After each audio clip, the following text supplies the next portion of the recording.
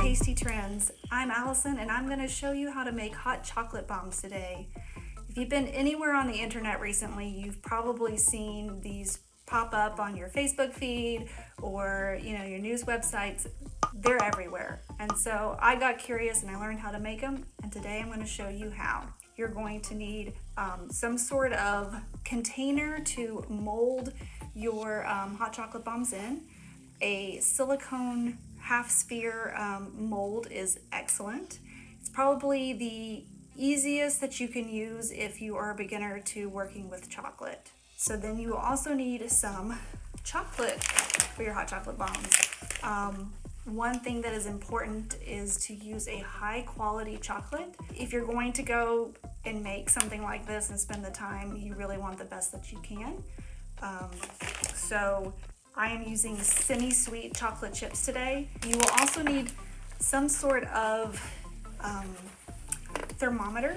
I am using today a infrared thermometer because there's a lot less mess involved than using a meat or candy thermometer. You will need your preferred brand of hot chocolate mix, and also you can add marshmallows. I'm just going to use the ones that come with the mix. A bowl, and then just something to stir with. That's it. So we'll get started. First I'm going to melt my chocolate. You don't want to heat it up too high. We are going to microwave it in very short periods of time. So we're going to start at about 30 seconds, and then we're going to stir, checking the temperature with the thermometer. So right now it's room temperature 72 degrees. We want to keep it at between 87 and 90 degrees. We don't want to go over 90. If you do that, you can probably save your chocolate if you add some additional chocolate that hasn't been melted. You can add back in the crystals to the chocolate, which when the chocolate cools keeps it that nice firm crisp consistency. So I'm going to melt this and I will show the results to you as we go.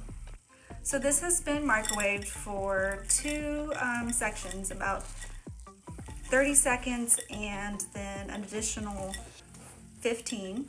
You're going to want to stir it really well in between because microwaves don't evenly heat. So we're going to get it stirred, and we're going to do it for another 15 seconds at a time. And we're going to probably do that another 4 or 5 times. So I'm going to see how hot it is. It is currently 90 degrees. It definitely still needs to be stirred some more, but I'm probably done. We're close to being done microwaving it. So we're just going to stir, and that is going to help it mix in. The already melted chocolate will help melt the rest that isn't. So we are going to be stirring for a few minutes.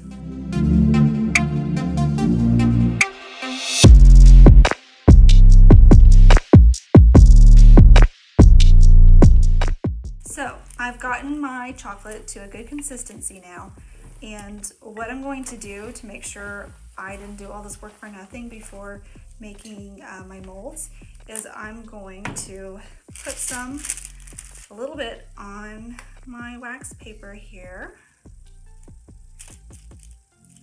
Okay, so now I'm going to stick this in the refrigerator for about 5 minutes. We'll see if it's tempered. The chocolate has been in the refrigerator for about 5 minutes, and it's time to see if we tempered it properly. What we're looking for is a crisp snap, and it did it. If it didn't temper properly, it would just bend. It would not snap. So we did it. So now I'm going to let me put this aside. And this has gotten a bit too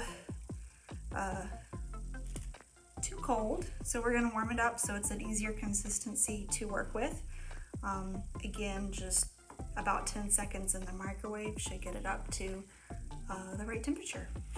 Okay, the chocolate is at a much better consistency for molding it. So I'm going to get my silicone mold. You want to make sure that it is clean and that it does not have any water on it at all. Water is the enemy of chocolate. It will seize the chocolate and then you can't use it anymore, which is always a sad thing to happen, to lose that much good chocolate. So I'm gonna get a spoon and put a tablespoon or two into my chocolate mold, and you want to really make sure you get all the edges and try to really coat it consistently.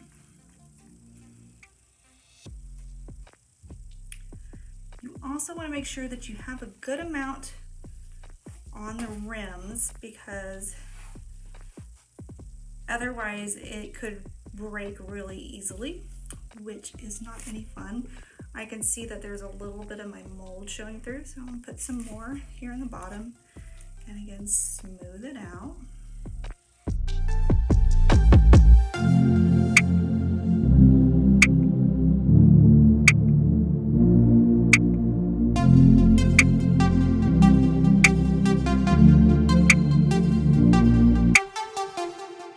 So now that my molds are filled, I'm going to put them in the refrigerator for about 5 minutes. The molds have been in the refrigerator for about 5 minutes and they fully set.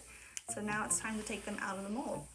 So the best way to do it is to kind of get your, have a couple fingers underneath the middle while pulling back along the edges.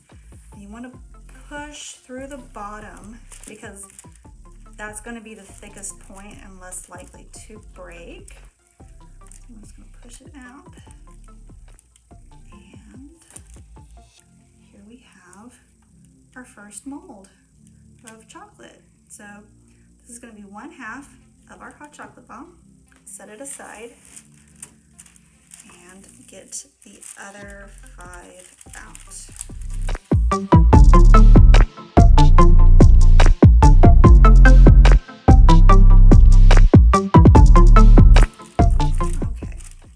So now it is time to fill them and finish them out. What I like to do is I like to flip my mold over, and I'm going to put 1/2 here because it kind of helps keep it from falling over, keeps it stabilized a little bit. What you can do to make the tops even is get a plate and warm it up in the microwave, and then you're going to put the edge down and then just kind of let it sit for just a couple seconds, and you see it's going to be melting a little bit on the plate.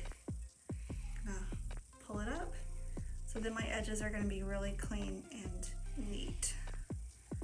That will help the two halves fit together. We're going to do it for this one as well. Now we are going to get our hot chocolate mix. Always have your own if you have a homemade hot chocolate mix that you prefer, or just use store-bought. So I'm going to fill it about 2/3 full. So honestly, about 1/2 a packet can be enough for 2, because you're already putting so much chocolate in there, that's going to make up for any of the difference. So you can also put in, this comes with like little freeze-dried marshmallows. You can also put in like little miniature marshmallows in order to combine the two. We are going to get our other half and put it back on the plate, get it warm, a little bit of melted chocolate, which should help the two pieces.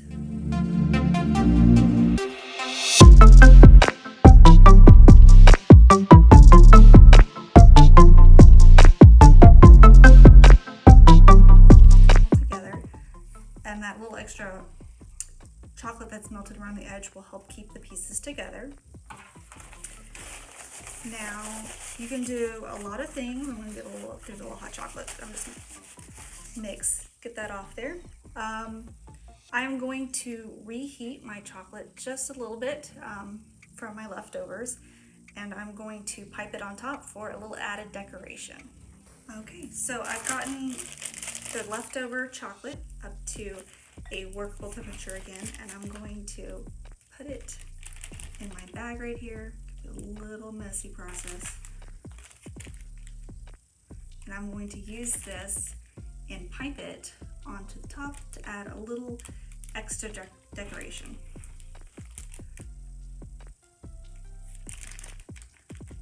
Okay, that should be enough. Let me seal the bag. It's a bit of a messy process. As you see, I've got chocolate all over, but that is part of the baking process. So let me just wipe my hands real quick.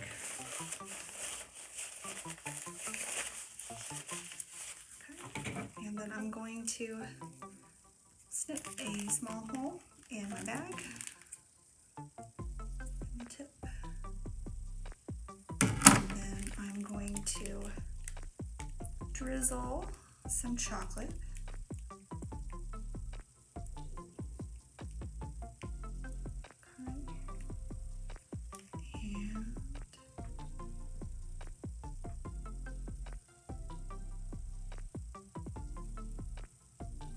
Okay, so now our hot chocolate bombs, once the topping finishes drying, then they are finished and ready to enjoy. Now that your hard work is done, it's time to enjoy the fruits of your labor. You're going to put in about 8 ounces of either water or hot milk. I'm going to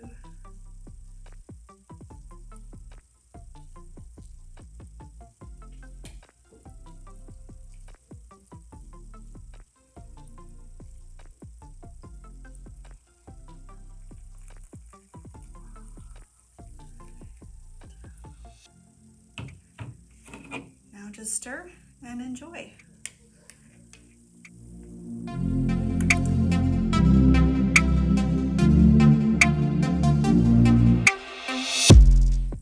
That really hits the spot.